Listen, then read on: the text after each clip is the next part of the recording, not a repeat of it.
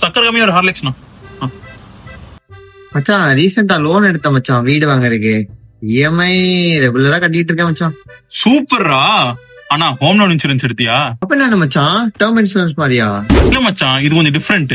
நீ லோன் கட்டிட்டு இருக்கும் போதே உனக்கு ஏதாச்சும் நடந்துருச்சுன்னு வச்சுக்கோங்க, அந்த கம்பெனியை இன்சூரன்ஸ் கம்பெனியை உனக்கு அந்த லோன் கட்டிடும். ஓ, அப்போ என் ஃபேமிலி வந்து அந்த லோன் பிரஷரை ஹேண்டில் பண்ண தேவையில்ல. உன் ஃபேமிலிக்கு ஒரு நல்ல பினான்சியல் ப்ரொடெக்ஷன் கொடுக்கும் இது. சரி, இப்போ ஆன்லைன்ல வாங்குறதா இல்ல பேங்க் ஏதோ ஆஃபர் பண்ணும் அது வாங்குறதா? ஆன்லைன்ல வாங்கினா கொஞ்சம் பெனிஃபிட்ஸ் இருக்கும் மச்சான்.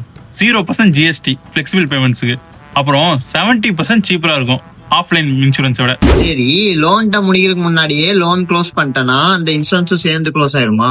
நீ பிரீமியம் பே பண்ணிட்டே இருந்தா வச்சுக்கோங்க, ஃப்ளோர் க்ளோசருக்கு அப்புறமும் இந்த பாலிசி கண்டினியூ ஆகும்.